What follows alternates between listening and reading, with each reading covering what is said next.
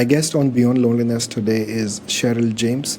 Sherrel is the founder of an organization called Phoenix Speaks. She helps people transform their lives through motivational speaking and workshops. Her new book, The Ripple of Impact, is also coming, which I'm really excited about. And Sherrel is also a host of a TV show called Mental Wealth. In today's conversation, we'll talk about suicide prevention, mental health, loneliness, and many other exciting topics. Very intriguing work, very inspiring work as well.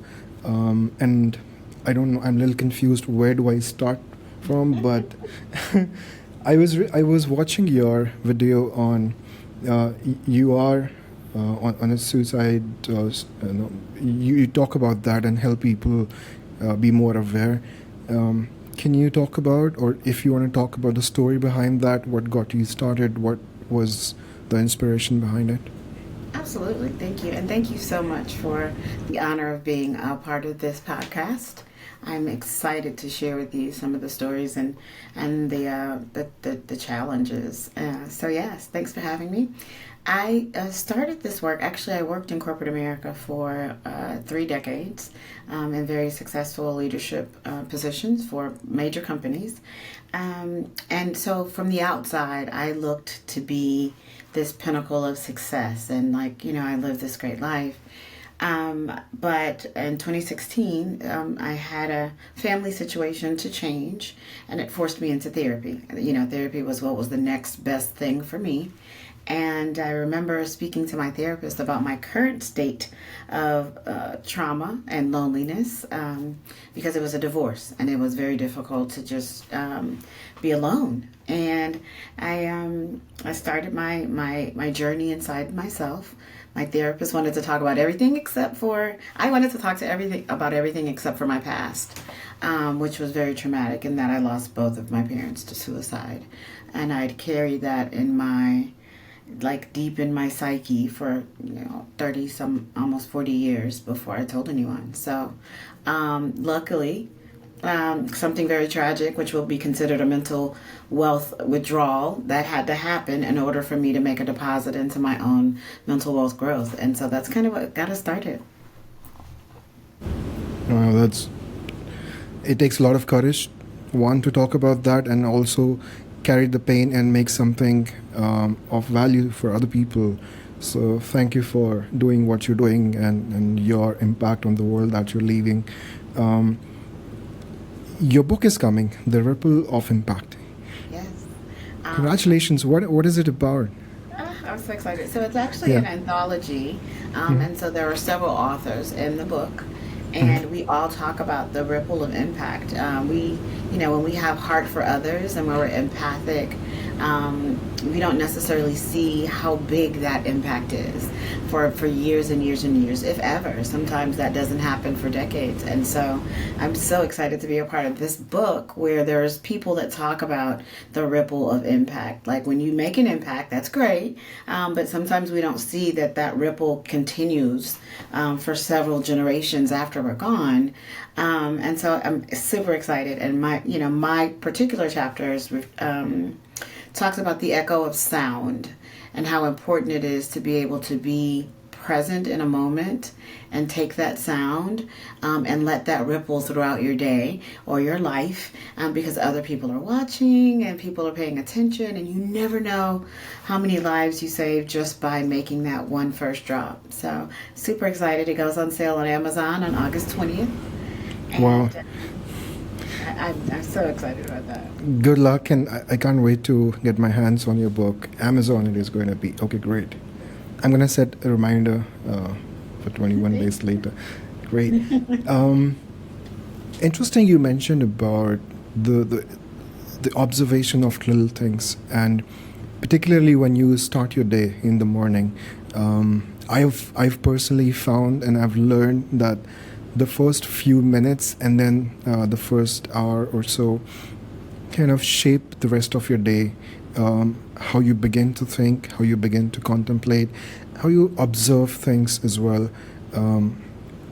That comes to me with an experience because I teach meditation, and I teach people how to observe, and something that you mentioned, being in the moment. So that's really important once, when you get up. Over time, if you are able to get up with a sense of purpose in your life and begin with that little thing, it might sound a little negative, but I tell people that a lot of people who slept last night didn't wake up, unfortunately. Absolutely. So if there's nothing at all that's visible to you, at least obviously, it's always, the sense of gratitude should always be there, that you woke up while many didn't. And it's an interesting point. I think that unfortunately the world is we haven't done a good job of setting up expectations of what life looks like and feels like. And so I think we raise our children, and I've got a 35-year-old and a 17-year-old. So I've got two children, a girl and a boy, or a lady and a man, and they have two very different perspectives on how to start their day. Right? Starting with gratitude is easy for people who have gone through challenges. But for younger people, they don't know what to meditate about because they've not been through some of those things, right? But the creating mental wealth persona, or that mindset is, you wake up in the morning, and because you woke up this morning, you started off with $1 million in my case, just because I woke up. And then other things will happen throughout my day, and I will determine if they are going to add more to my mental wealth account. And because some things are going to absolutely take away from my mental wealth, like without a doubt, traffic, commute, maybe my boss or but I can choose to make that into a deposit. I can say, yes, traffic was terrible this morning, but I have a car, and it works, and I made it to work on time. So those are ways to just kind of manage that loneliness. If you're staying present in the moment, if you're starting your day off with this sense of joy and purpose, but make sure that the purpose is about you. And so I'd like to ask you that question. How does a person, based on your experience, whose mind is in a million places doing a million things, how do you find the ability to kind of shut it all down and meditate through all of the life's crazy scenarios? That's an interesting question. I think a lot of people, when they choose to meditate for their own reasons, whatever the reasons are, to find peace, to be better in their decisions, and whatever else, I think first thing we are told, if you are going to a yoga studio or attending an online class, is that you've got to learn how to control your mind. And we are told that your mind wanders. And I always find that a little conflicting in this statement itself. One, because the mind is not a single entity. It's a formation of many elements: your conscious awareness, your perception, your sensations, your actions and reactions. Together they make up the mind. So it's, when you say the mind is wandering, it's not the mind, it's the attributes of the mind, which is the awareness. So I always tell people, think of awareness as a beam of light in a lighthouse. If your mind is a lighthouse, that's the spotlight. The beam of light is your awareness, and wherever it moves, that thing, that object, that situation lightens up.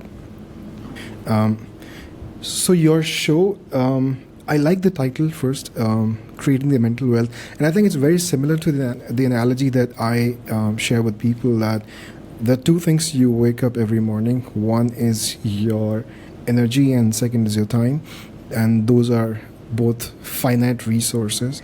So before you drain all of them, before the debit happens, you've got to make sure that where is it going. So what I tell people is, are you spending time and energy, or are you investing time and energy into things that matter? That's awesome. I don't know if it makes a lot of difference to people who do things anyway. For example, we don't realize we are spending 6, 7, 8 hours scrolling through the phone, that little thing. aimlessly. Like, it's not that we're looking for something in particular, but we are just scrolling and scrolling, and we're so lost. So if we can, it's great. I can't wait to watch this show, and I think we're connecting on a very good time. Good luck. I would love to see this making an impact in the world. Something on the lines of, I hope it makes the ripple impact on people as well. Your show and your book, beautiful. I want to talk to you about loneliness, because that's one of the things that that's the purpose of my life, and that's what I wake up for every morning. And I think it can't be, we can't have that level of understanding if you don't go through it. Not necessarily, but it makes it very authentic to experience what, I don't know if authentic is the right word, what other people are going through. So in my personal life, I have gone through all kinds. So loneliness I define is of three kinds mainly that impacts lives. Your personal loneliness, which is like the absence of not having a particular figure in your life. For example, growing up without parents, or a sibling, or growing up as a single child, or not having an identity, or even a lot of people are experiencing the absence of a romantic partner in life. So that kind of loneliness hits a lot of people around the world, even breakups, so that is very intense experience. The second kind is social loneliness, which is, you feel like you are not able to bond with people in the community around you, your social relationships and connections. You feel like people are walking through you. You are inaudible and invisible for whatever reason.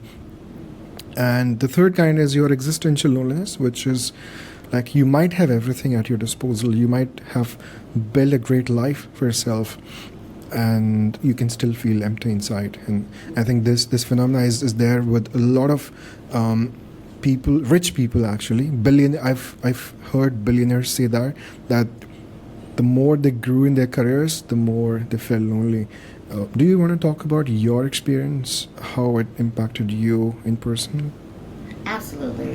Thank you for that. And I love the way you broke down the different types of loneliness, because I think that, but again, in using my own curriculum, I'm like, it's necessary. I believe the one thing that all of those types of loneliness have in common is that they're absolutely necessary, because in the absence of loneliness, then you don't find joy when you're in fellowship with other people. And so loneliness is a human emotion that is natural and it's meant to be felt. But obviously it's not a place that we want to reside in. We don't want to stay there. And so one of the things I teach my clients is we will make a time for loneliness. We will talk to loneliness. We have a conversation with loneliness. And one of the first tactics that we use is just challenging it.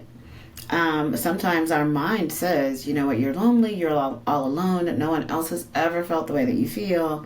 But when you break the silence around loneliness, when you can have a conversation, and maybe you don't say that you're lonely, because everyone has their own perspective of loneliness, and it depends on your point. To your point, if it is personal or social or existential, it really depends on the day or the hour sometimes. And so it's definitely something from the inside that you've got to say, you know what, loneliness, I see you.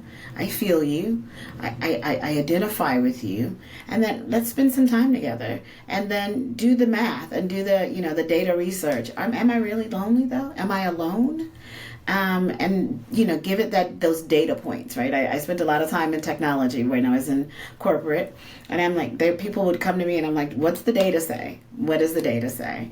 And if the data says that, no, actually, I know my mom and dad love me, or whoever, you just got to find your own mental wealth deposits for that. But loneliness is a natural human emotion. And in the age of AI, I want to encourage people to feel your feelings, identify them, get familiar with them, so that you know when they're coming. and set a timeline to make sure that, like, okay, I'm going to allow myself to be lonely for, this amount of time, 2 hours. And then at the end of that, I'm going to call a friend of mine, or I'm going to reach out, or I'm going to go out. And so that's kind of one of the ways that I help my clients in understanding how to deal with loneliness is by A, expecting it, B, identifying it, and then C, allowing it to spend a little time so that you can feel that joy when you are in the comfort of fellowship. Yeah, I think that's a great point you mentioned about identifying it, because it doesn't come on its own. Loneliness comes with a host of other disabilities.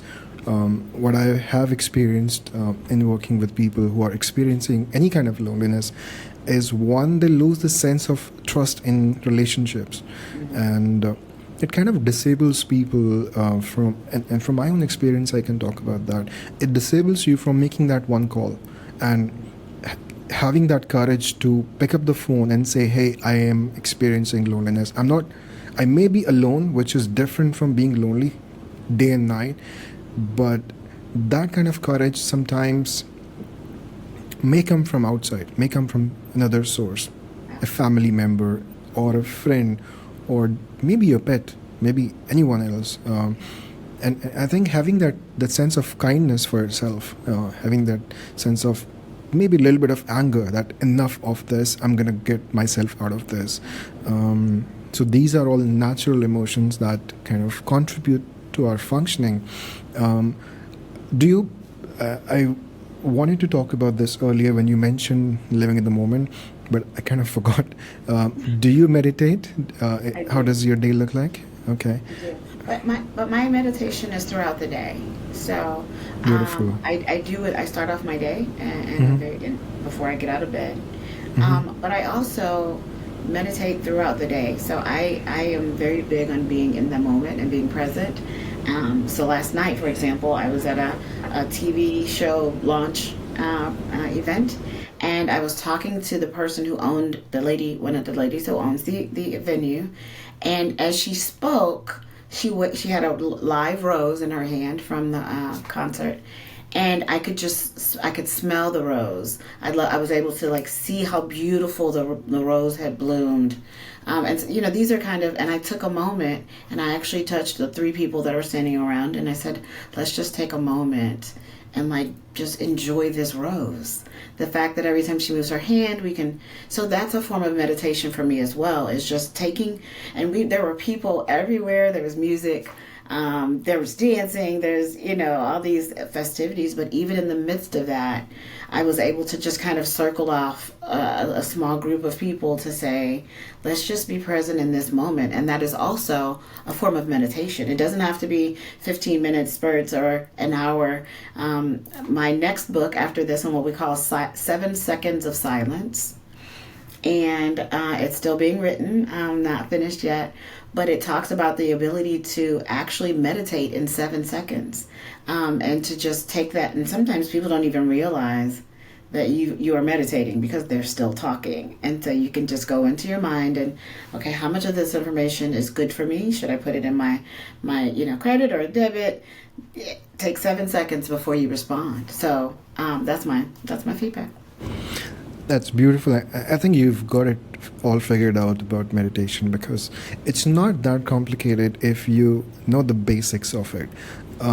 In my experience, I've observed that people are sold a very different picture of meditation, which is, it is difficult. You can't do it on your own. You need my course. You need my program. Right.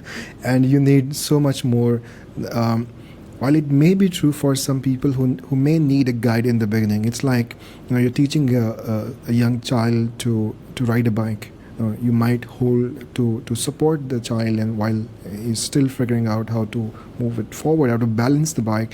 But it's not all about sitting in a quiet room and closing your eyes and picturing yourself on a beautiful beach or on an island. It's not that. I was asked this question a few days ago.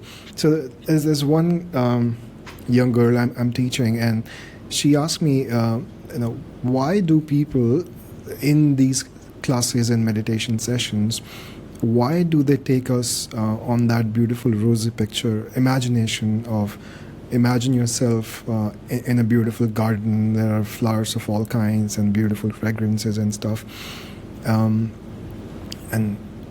I mean that's beautiful because it makes you feel like, oh, that's worth my money, because I for those 20 minutes I was elsewhere. and and that's a beautiful example of how not to meditate.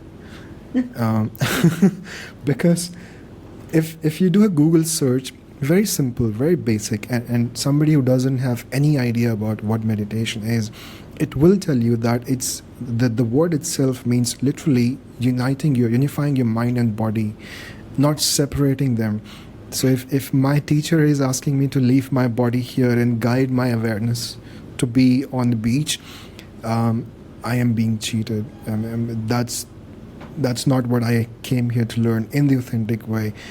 And exactly what you said a minute ago, it's not about closing your eyes, it's about doing whatever you're doing and being where, having that sense of unity of mind and body. If your mind is where your body is, you are meditating. I think that's the simplest free advice I would give people. That's great. I love it. I'm gonna write that down too. Oh, wow. That's awesome. And I also want to talk about your Keynote Kenya tour. Oh my gosh. That's I'm so excited. I'm so excited. Tell me more about that. It looks like a beautiful project. I saw the pictures, distributing books and ensuring the kids get education when they go to college and supporting them. And you're also inviting speakers there, people from all walks of life. Beautiful. Tell me more about that, please. Oh my gosh. I was lucky enough to be connected with a group of individuals called the Trailblazers. And so for the past 3 years, the Trailblazers, they round up a significant amount of money to take people on continent, to Kenya specifically, and it's a giving tour. Like, we get to go serve.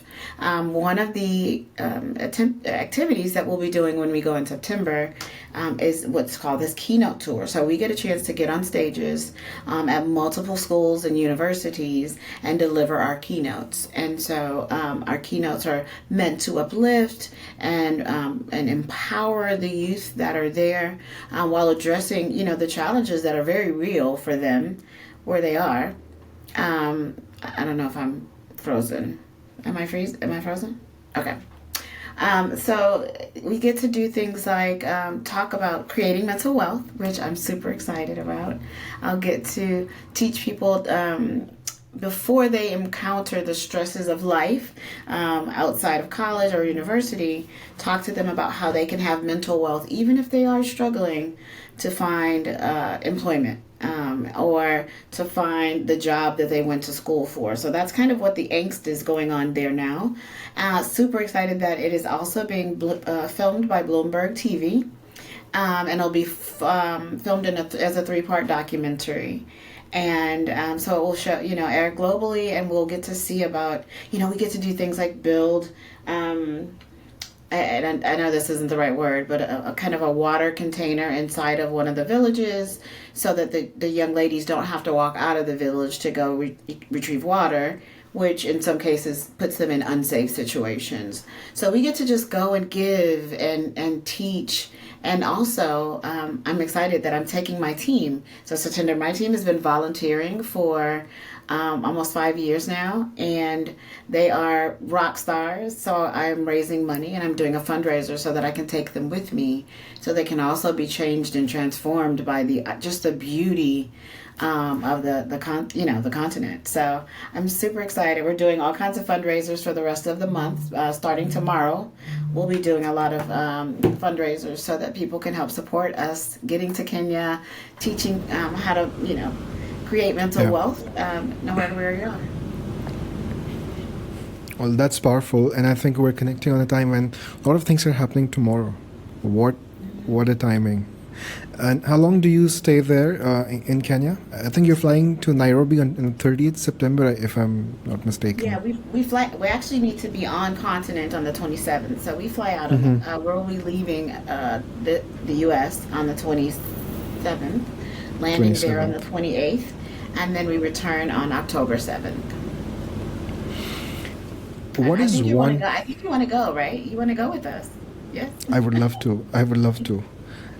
I would love to. Yes. I also want to understand. You've seen these are two different worlds in terms of culture, um, the lifestyle people have, the access to resources, um, and I think you are lucky in that sense, and these people are also lucky who you are serving and supporting. Very good work. But what would you now once you come back home? We all replay our day, our week that we spend doing different things.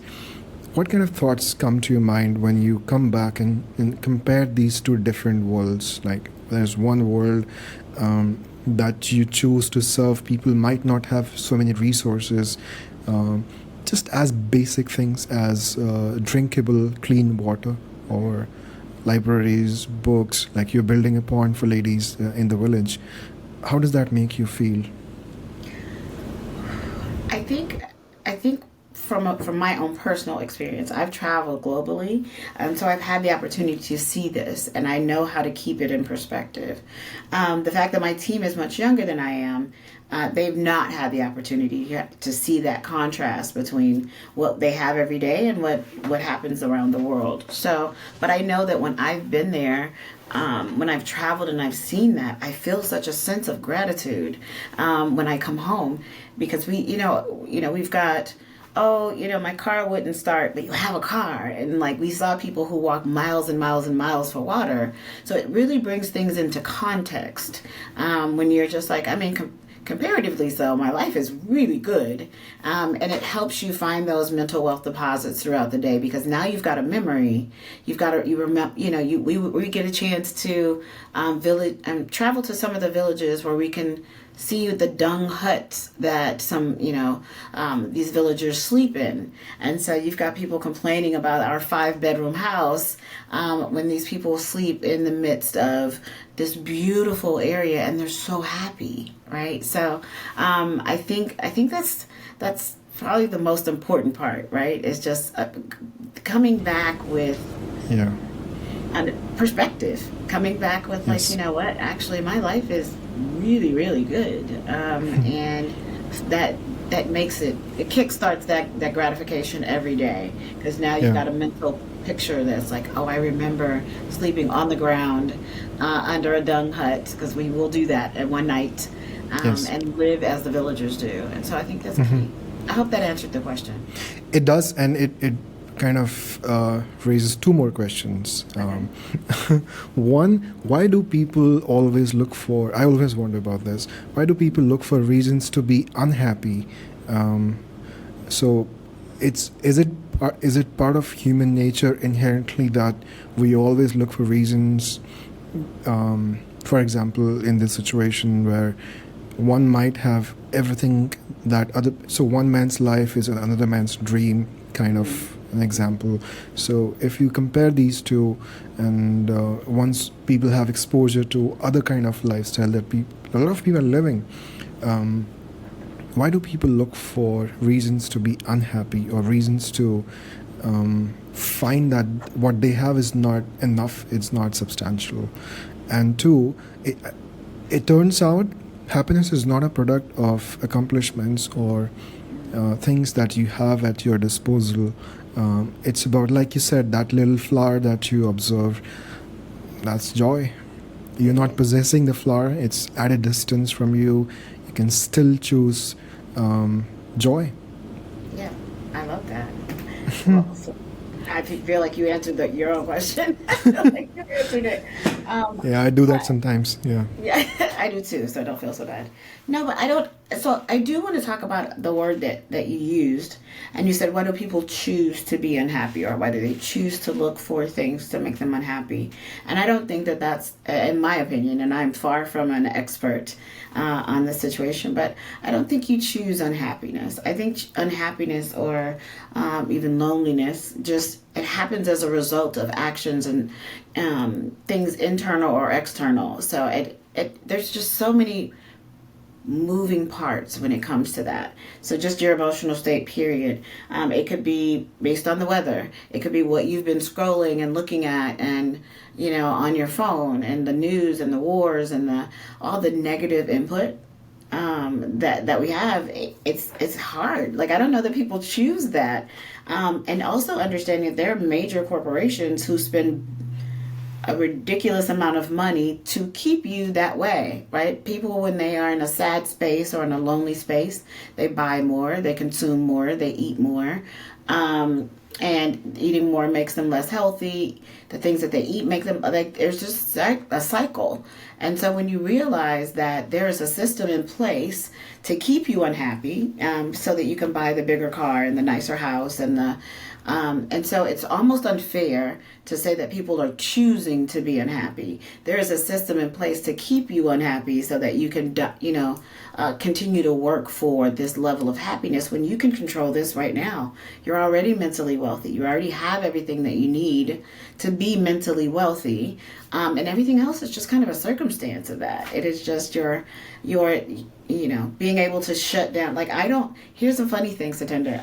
I don't have a TV in my house on purpose. I have a 17-year-old son who hates that, but I don't have a television in our house because I want to be very conscious and particular about how we spend our time, because I know that even though it's a favorite TV show, it's doing something to my mind. It's telling me that I'm not enough, or that I don't look like that person, or whatever.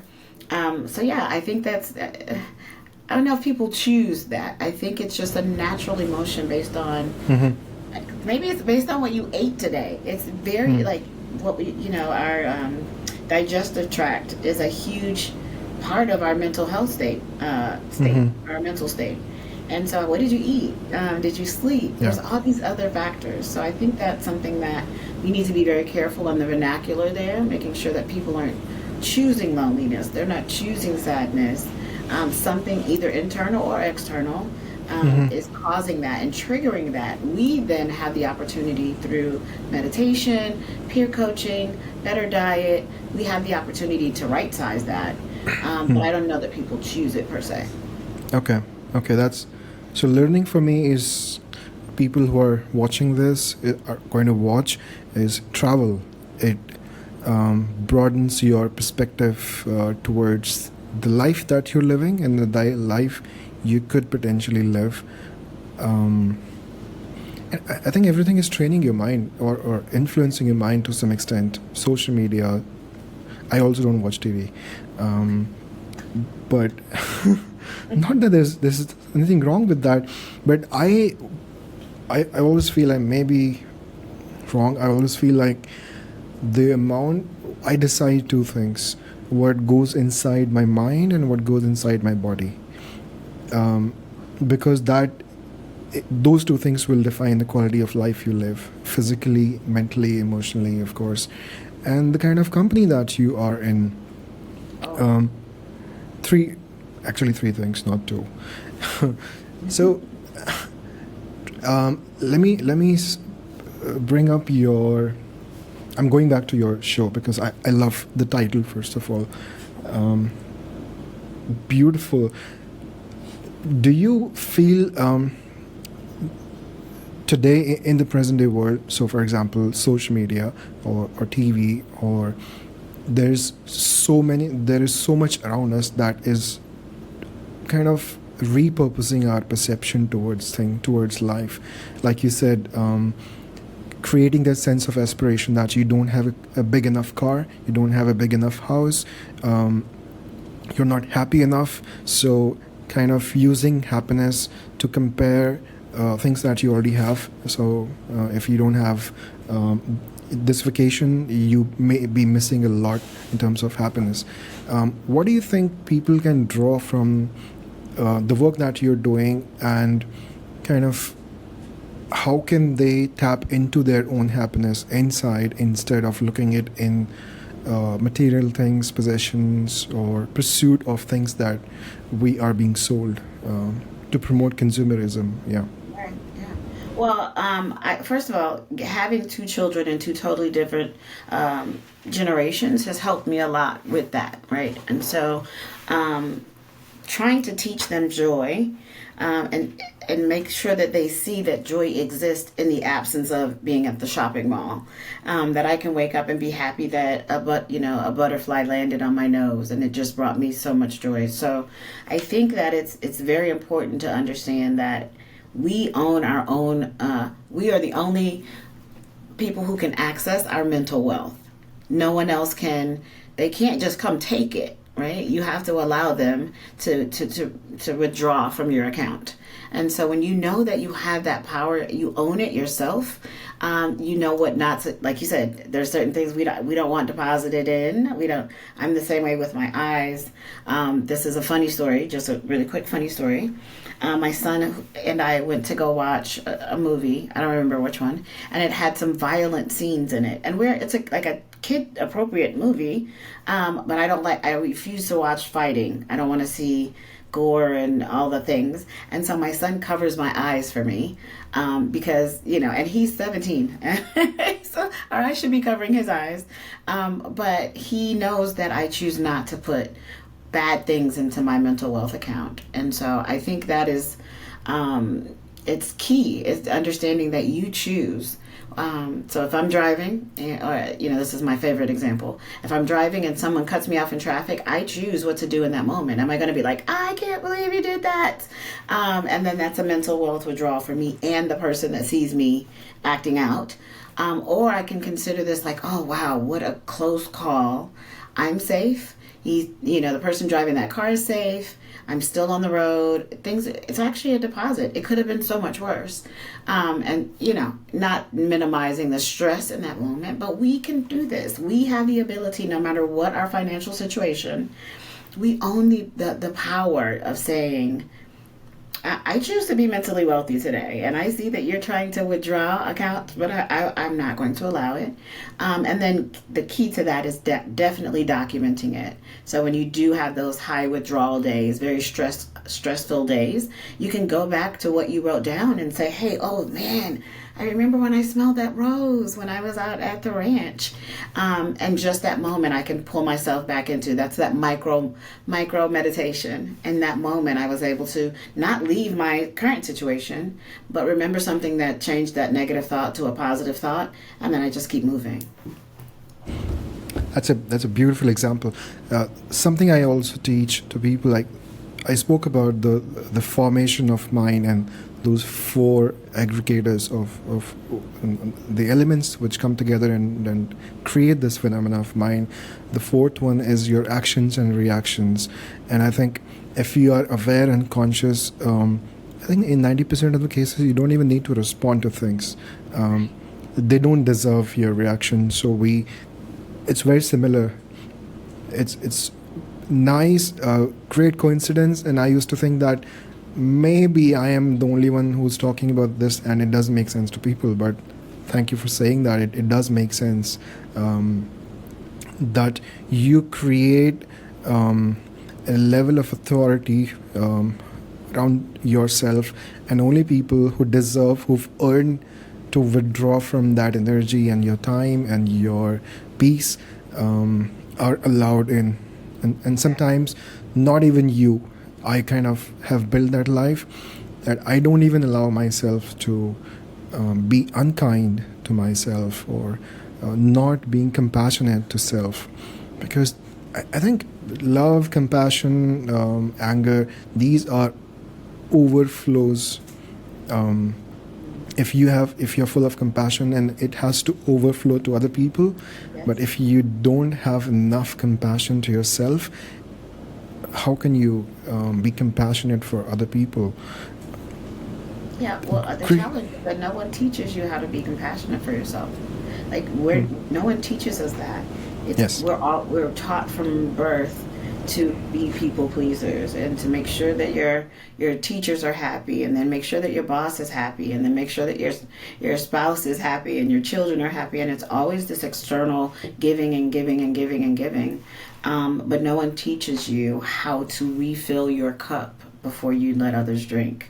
And that's what this Creating Mental Wealth movement does, is it gives you the tools that you need to fill your cup in the morning. Before you even embrace the day, start off on this positive note and remember that, I mean, did the guy cut me off in traffic? Yes, but did he ruin my day? Absolutely not. He does not have the power to do that. I do not give him access to destroy my day because we had an altercation on the highway. And it's a mindset that needs to start very early because, as I said, they're giving up, that no one's talking about what it feels like. And so they think they're feeling it alone. So giving them good words to use, like, this is a mental wealth deposit.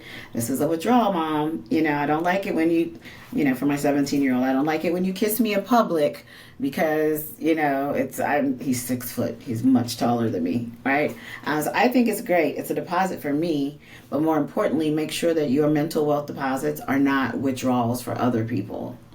And which works, right? So when you find out where you are on that grand spectrum, like, I'm a person who likes to give. I am an empath. I can feel people's energy and I try to fill in what I can.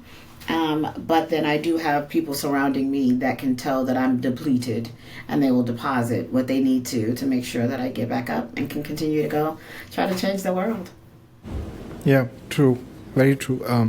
I also feel like when we begin to build these little habits, I think if habit kind of forces you to do things anyway, even if you're not consciously doing it, or I think initially when you begin, this is kind of a lifestyle that we should aspire to build, something that you being kind to yourself and being kind to other people, you being conscious about who has the access, who has the power to, I kind of call it a sacred space within you, which should be protected, which should not be intruded by people who have not earned that right, but also be open to those who deserve kindness, who deserve love, who deserve your support, because we can't thrive on our own. We can live in the woods on our own, but that's not thriving. That's you're only taking from the nature, from the world, not giving back. The more I talk about these things, I have not shared this with other people in public when I speak, is that I think if I would start a school someday, which I plan to, I want to start a school of wisdom, then this wisdom of life, then the school of knowledge, and then perhaps few years before you move towards acquiring knowledge. Why can't we have, and I talk about this need for wisdom in kids, and we wait that wisdom comes with age, but it also comes with exposure and things. And if you make your kids grow up in that environment, something like, hey, what is the meaning of education? What is the meaning of values? What is the need for to be civilized? What is the need to be emotionally aware? What is the need to be kind, to be empathetic? In contrast, what I think, I'm not generalizing, but I think what's happening is we are teaching the kids to grow up to be more competent. How do you be better than somebody else? That sense of competition, and it's a relentless pursuit. It doesn't end. There's always good. No, it doesn't. You'll run out of time, but it won't. How do we? And this is a broad question, keeping the community in picture. How do you think, in an ideal way, we could, anyone, not just we, can build this culture of instilling wisdom in kids instead of pushing them to be skilled before they know? So it's like wisdom you you are intelligent, you are smart, you are intellectual, and you build a rocket, but your rocket does not have that navigation, this direction of wisdom. So you don't know which direction to fire that rocket into, but you've built it with your knowledge, with your skills. How do we instill that into kids and, in fact, anyone, the sense of wisdom? So I was writing because you said some amazing things, and I was trying to capture them. So so let me give you the best, I think, an analogy of what that looks like and how I teach it. The last keynote I did a keynote I did a month or so ago, I talked about how a tree grows. And so if you think of the life of a tree, it starts off with a seed, and it looks so adorable because it's tiny. And you plant it, and you nurture it, and you water it, and hopefully one day it's going to be a tree, right? You think. And so what happens with the growth of a tree is that it's doing one thing. It's growing in two directions at the same time. There's something in that seed that is searching for the sunlight, and it will do what it takes to try to get through the dirt, which is usually softer and easier to move through. That's just a portion of the life, though, that in order for that little seedling to pop up, there is a significant amount of work that had to happen underground. There are roots that are in the cold and damp, and I saw, I thought this was motivated by an Instagram thing I saw, right, when it explained gravitropic and phototropic growth. But like when you realize that that's you, like, okay, I finally got this little sprout out and I was able to survive and emerge.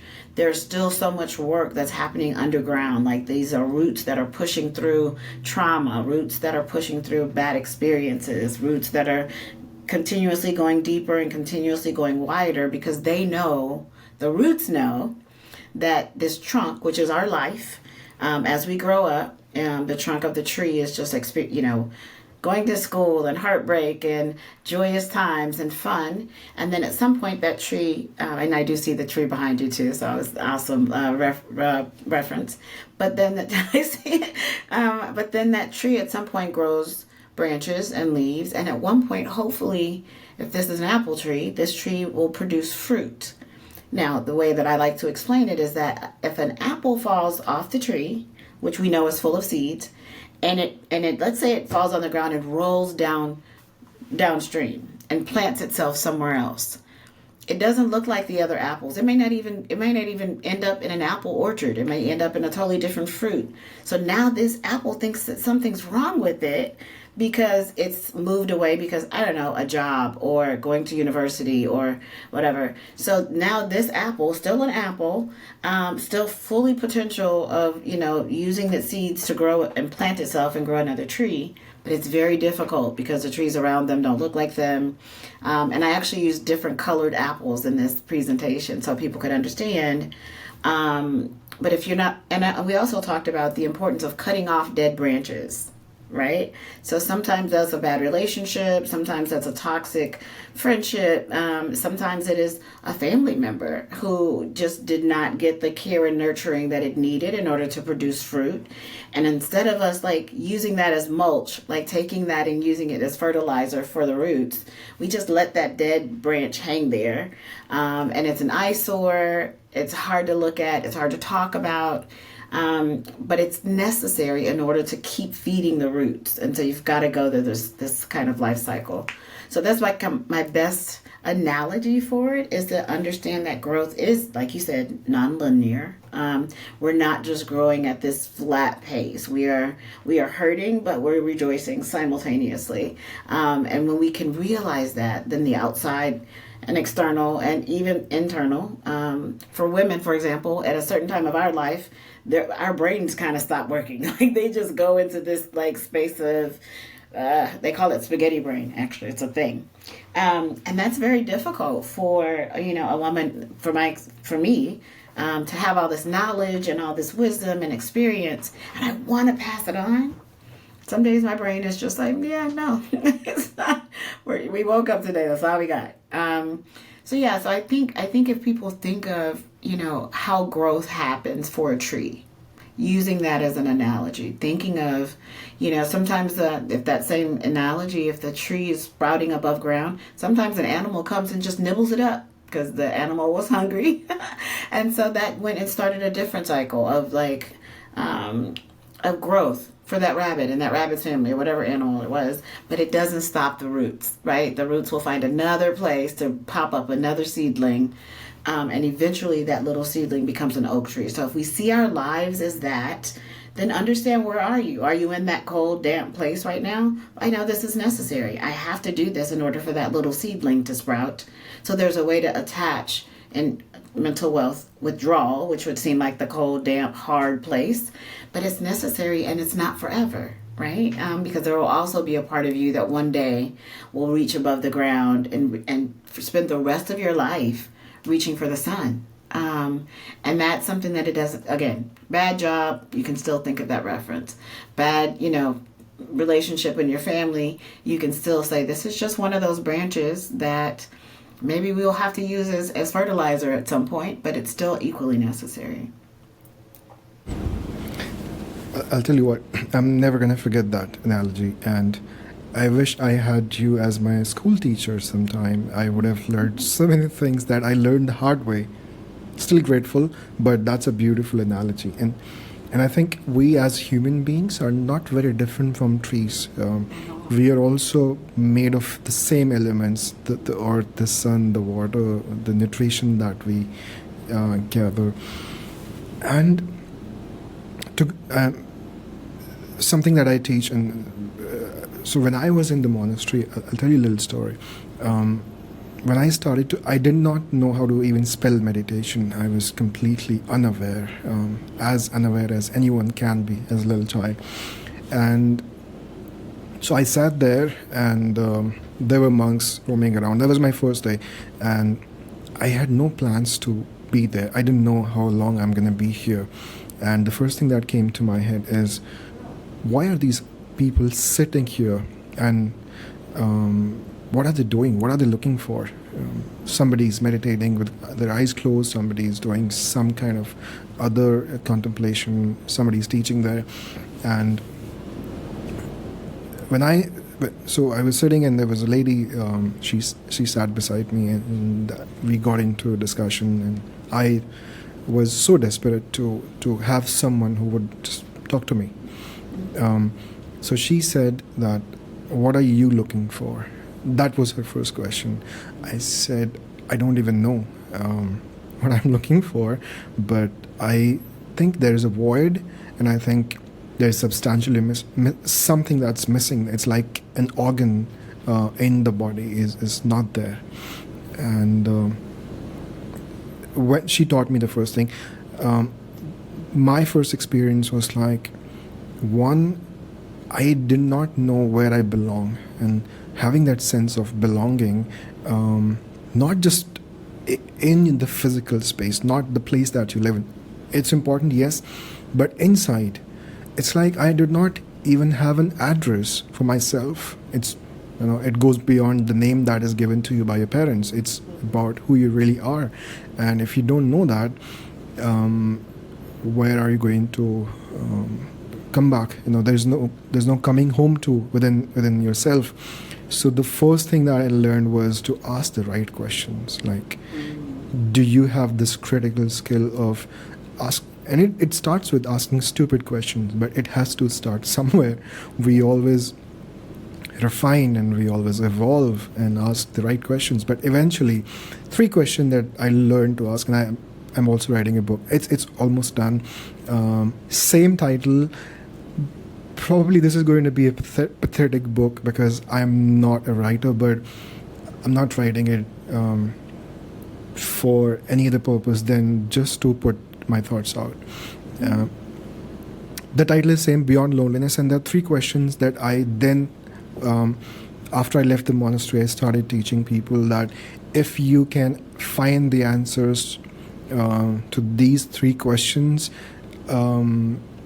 most of your troubles will be over, but also you will have a fulfilling life, a meaningful life. And the questions are, who are you, where are you, and where do you belong?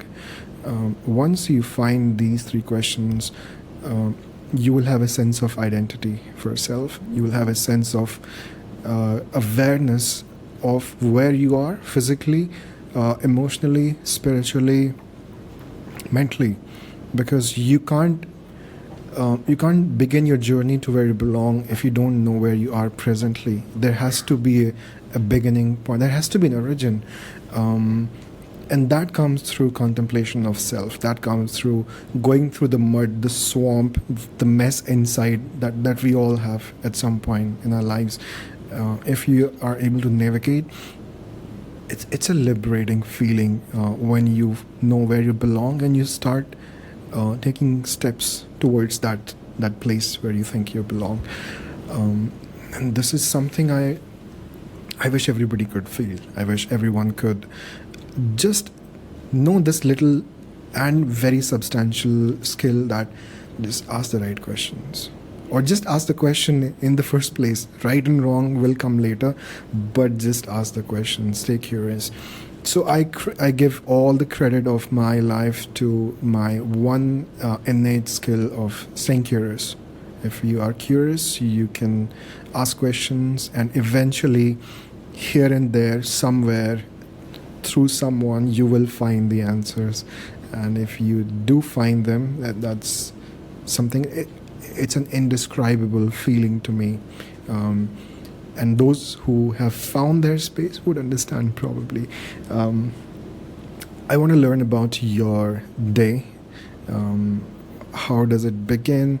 And what do you do when you feel overwhelmed sometimes? Where do you retreat to? It's a great question. So I feel overwhelmed often.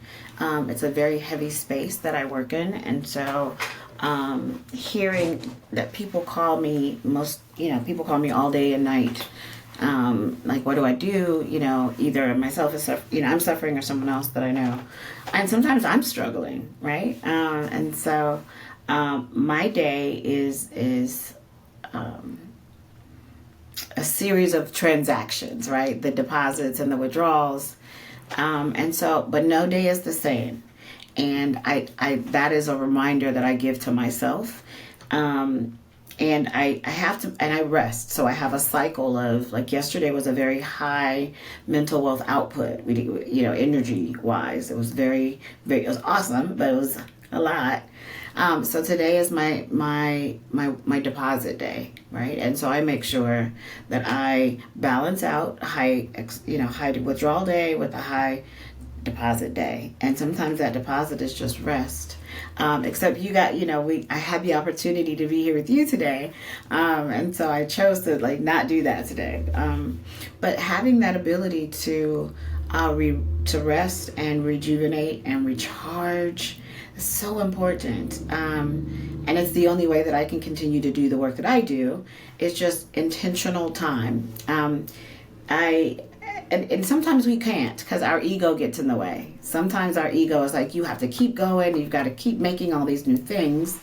And Deepak Chopra has a quote from The Soul of Healing Affirmations, which is probably one of my favorite things to listen to. And he talks about our ego and how our ego gets in the way of our healing, or even being present. And he says ego stands for edging God out. And just not believing that something bigger than you is in place, right? It's something larger than you.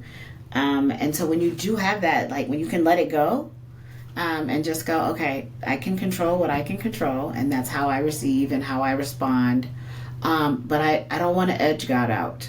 I don't want my ego to think that I can control 100% of my day and my life or the circumstances therein.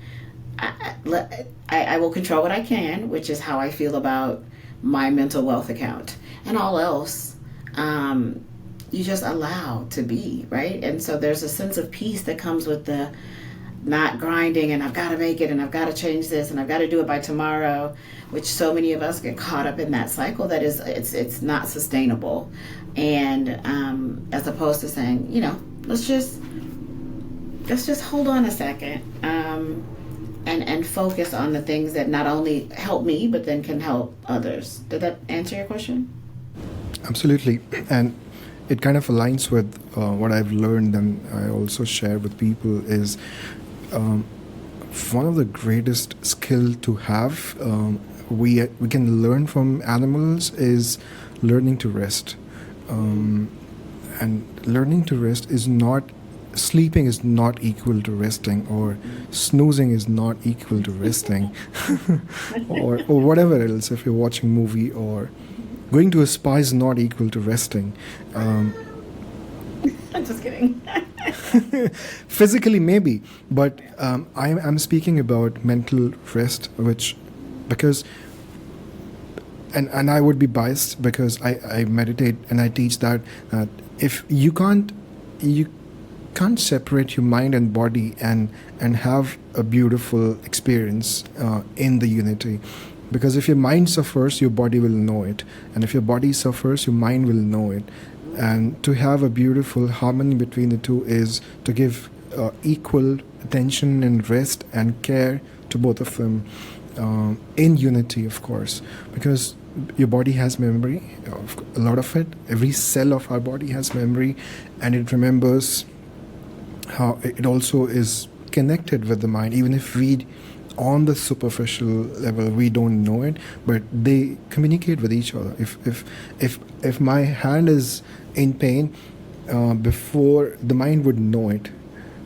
and it will stick to it to heal it. Even if I'm talking to you, if I was in pain, my mind is going to be there because they are the best companion. It's like two wheels of a bike, of a car, can't run without each other, and yet we end up separating them, like forcing forcing the mind to ditch the body. So that's one lesson that we teach in meditation of any kind, not just mindfulness, not just vipassana or anything else, but just to have that sense of unity, which again, fortunately, and I'm so glad, it comes back to the idea of the mental wealth that you speak about, that there is oneness in the mind, in the body, in the universe, and in community, and separation would mean that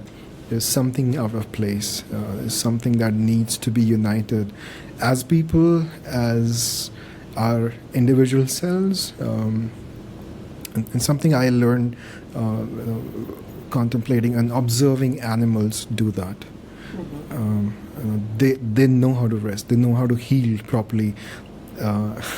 They would isolate themselves. That's important.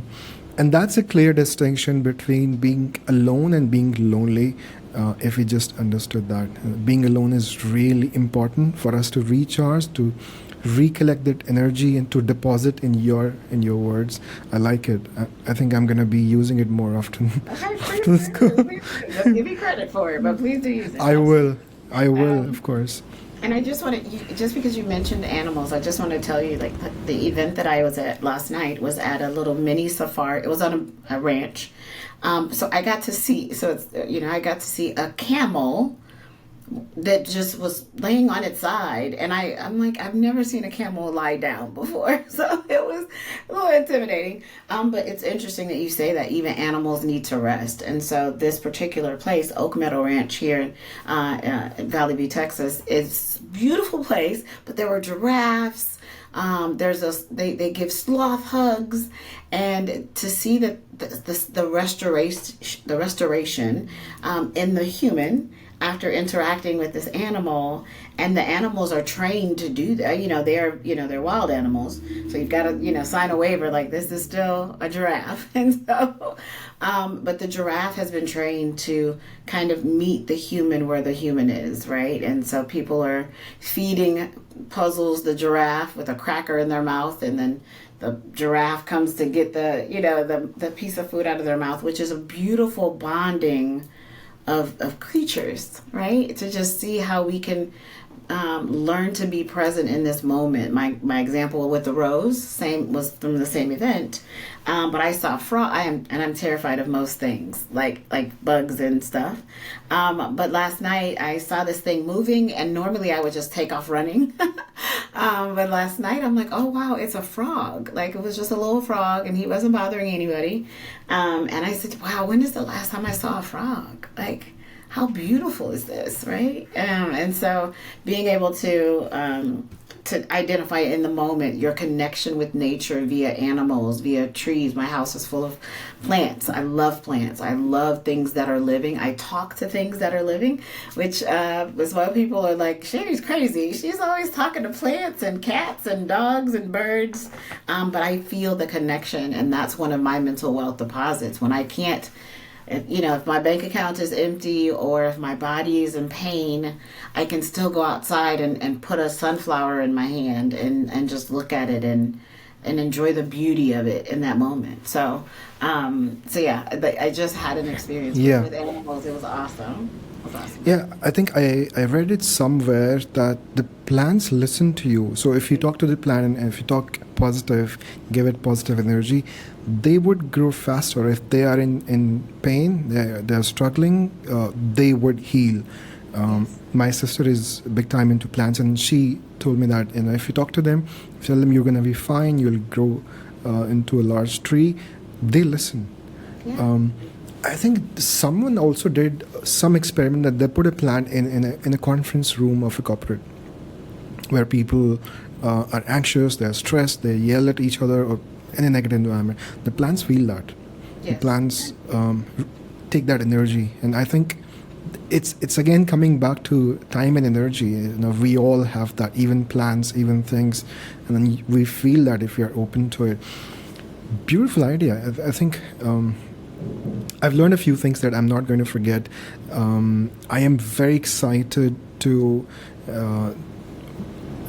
I have more than one thing to now keep an eye on. One is your book, two is your show, and three your tour. Great work. So my learnings would be somebody who needs to hear it. Travel, broaden your perspective. And look for little things. There's awe in things around us always. Little plants, butterfly, rose. If you tap it, if you redeem it, you have opportunities to redeem those little things happening around us anyway. We don't have to make an effort, just absorb. I think we'll have much better time. The term deposit and withdrawal makes a lot of sense if we were just aware that we could be in control of the withdrawals, the debits, and keep making deposits, because you can't abuse the law of economics. If you can't balance it, if there are more debits than deposits, you're going to be in deficit for sure. Absolutely. Thank you for those valuable learnings and words of wisdom. I am truly delighted. I would love to have another conversation with you sometime. Okay. Yes, I'd be more than honored to.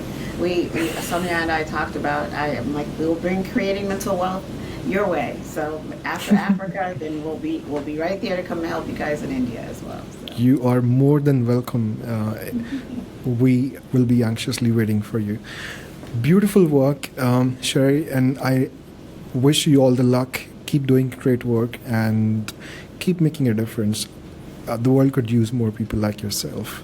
You are a gift to the world. Thank you so much for doing what you are, and stay blessed.